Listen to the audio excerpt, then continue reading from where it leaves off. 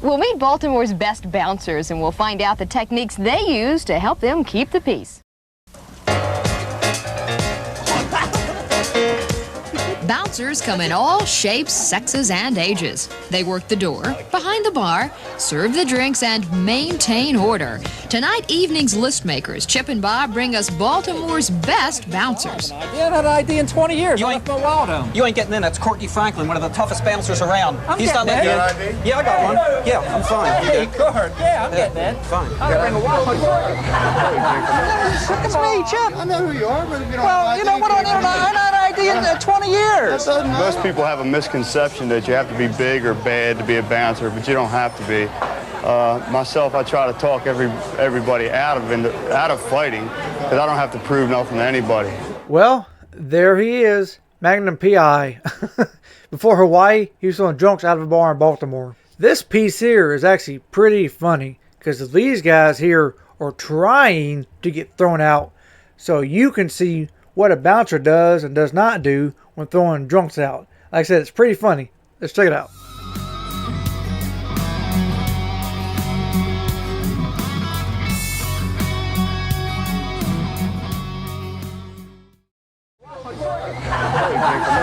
It's me, Chip. I know who you are, but if you don't Well, you know what? I haven't had an idea in 20 years. Most people have a misconception that you have to be big or bad to be a bouncer, but you don't have to be. Myself, I try to talk everybody out of fighting, because I don't have to prove nothing to anybody. He's emphatic about the most difficult people to bounce. The toughest thing is throwing a woman out, because you always got to worry about hurting them, and you always got to worry about other people looking at you and belittling you as throwing a woman at the door and being rough and tough. I'm sorry, I'm the one drinking it. I would like some vodka in my drink. It's got vodka in it. Corky! Cork! Throw her out. We gotta do this every Come on, and look, we have trouble with you all the time. You gotta go. I am not having the argument with you. Hey, look, Thank you. somebody help me get her out of here. Excuse me, bartender.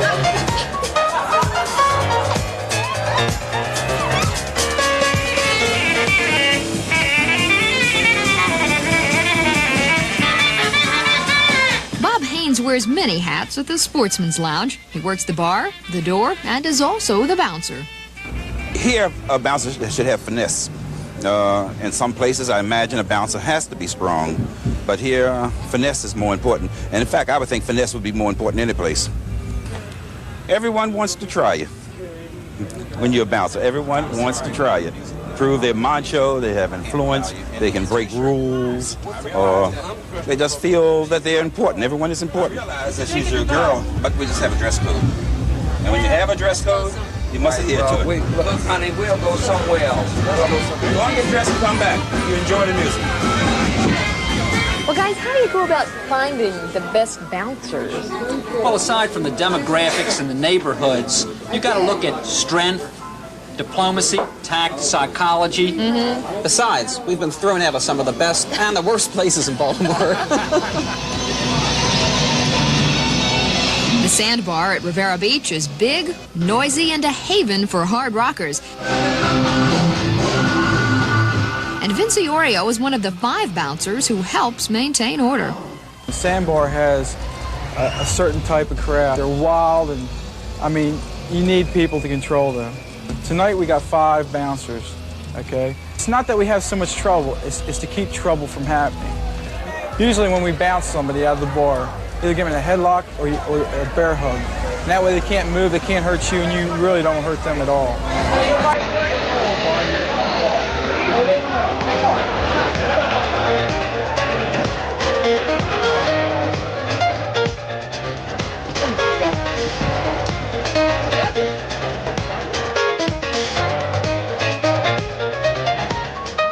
Now, you just might think that the block clubs have to have young, big men at their doors. But ex-prizefighter Joe Finazzo, at age 71, is all the Midway Bar needs.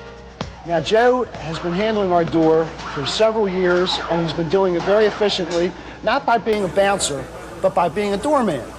By this, I mean he's able to be a diplomat and not have to have trouble, or if there is trouble, he's able to handle it before it starts. He's also able to handle the situation the other way when it comes to using his fists. If he has to, he will. And if he does that, he does it very well. Well, sometimes I have a little trouble, but sometimes you got to fight to be a man, you know. I don't like to fight. I hate to fight. But while I'm fighting, I like it. Because I'm going to win. You want me to demonstrate to you? Yeah. I can guarantee you, you do not F with that guy. He could be in a coma, in a wheelchair, buried 6 feet in the ground. Do not mess with him. Just look at that guy. If Sopranos would have been on in the 80s, he would have been the star. Trust me. The feminist movement brought equal rights for all jobs for women, including tending bar and part-time bouncing for Michelle Walters. I'm really the bartender here, but, you know, sometimes things get a little rough around here, so I have to, I have to bounce some people out. Get a good crowd, but I don't know, some people can just get out of hand. You know, a lot of people have it very hard to find that a woman's a bouncer, and I'm not saying that I am a bouncer. It's that I enjoy bartending, but it almost goes with the business. You got to control the crowd. You got to make sure, you know, the people that are here to have a good time is going to have a good time. So the toughest ones are usually the ones that are really drunk, really big, and they're always right, you know. And once I get them out that door, then they find out who's boss. I'm telling you, I know when I've had enough to drink. Look, I've had it!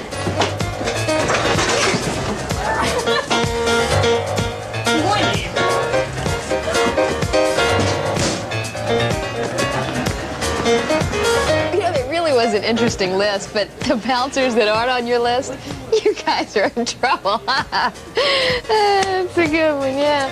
Where are you going? I need a ride home. Guys? Oh, well. Wait a minute, young lady. You have a bar tab at $20.20. $20? But I didn't have drinks. They had drinks. I'm sorry, but they left and you're still here, so someone has to take care of the check. But I don't have any money, and I don't even have a ride. I mean, surely you're not going to put me out on the street. Surely not. Well, you can leave right now, young lady.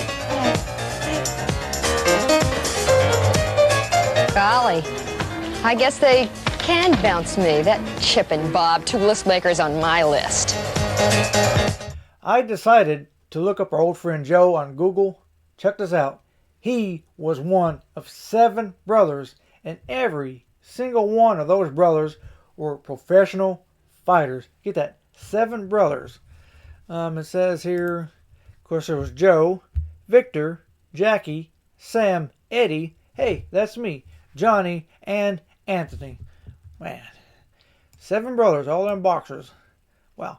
And 5 of them appeared on one single boxing card, setting the record, which still stands as the most family members ever on one boxing card. Man, what a family. Imagine the fights between those brothers. Let's see, he was born in 1911 and died in 1991, making him 80 years old. I bet he had some stories to tell. But once again, do not fool with Joe, whoever you are.